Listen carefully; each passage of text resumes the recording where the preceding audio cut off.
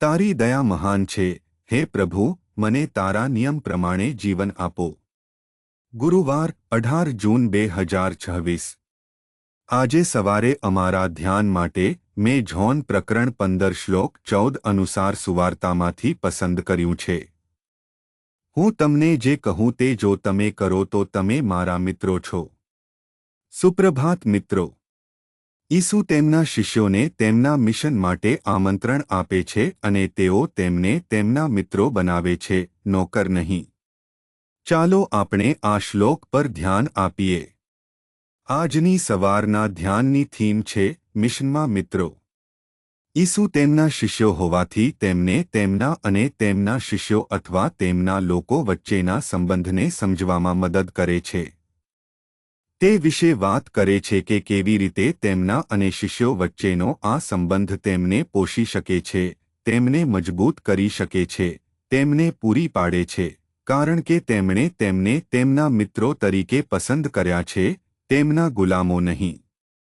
તે તેમને કહે છે કે માલિક શું કરી રહ્યો છે અથવા કરવાની યોજના છે તે બધું જ નોકરને ખબર નહીં હોય, પરંતુ મિત્રો ચોક્કસપણે માલિકની યોજના અને કાર્ય જાણતા હશે. તે તેમને તેના મિશનમાં આમંત્રણ આપે છે, એટલે કે તે કહે છે કે જ્યારે તમે મારા મિત્રો છો, જ્યારે તમે તમને જે કરવાનો આદેશ આપો છો તે કરો. સામાન્ય રીતે એક વ્યક્તિ અપેક્ષા રાખે છે કે તેના લોકો જે આદેશ આપે છે તે કરે છે અને તે ઈચ્છે છે કે તેઓ તેમના આધીન હોય અથવા તે ઈચ્છે છે કે તેઓ તેમના સેવકો હોય, પરંતુ અહીં ઈસુએ દાખલો બદલ્યો છે. તેમ છતાં તે પ્રભુ છે, તેમ છતાં તે નિયંત્રણમાં છે. તે કમાન્ડમાં છે, તે તેમને બહાર જવા અને ફળ આપવાનો આદેશ આપે છે, પરંતુ પછી તે કહે છે કે તે તેમને નોકર હોવાનો હોદ્દો આપતો નથી. તે તેમને મિત્રો બનવાની સ્થિતિ આપે છે, તેના મિશનને સમજવા માટે, તેના મિશનને સમજવા માટે અને તેની સાથે સમાન દરજ્જામાં રહેવા માટે, તેની સમકક્ષ રહેવા માટે, અને તેથી તે તેમને મિત્રો કહે છે.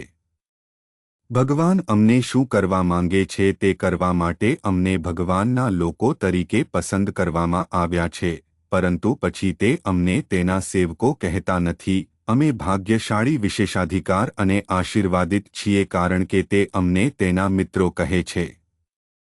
ચાલો આપણે તે મિશન માટે પોતાને સમર્પણ કરીએ જે તે આપણને બોલાવે છે. પ્રાર્થના. કૃપાળુ ભગવાન, અમારા સ્વર્ગીય પિતા, અમને બોલાવવા માટે લાયક બનવામાં મદદ કરો. ખ્રિસ્તના નામે અમે પ્રાર્થના કરીએ છીએ. આમીન.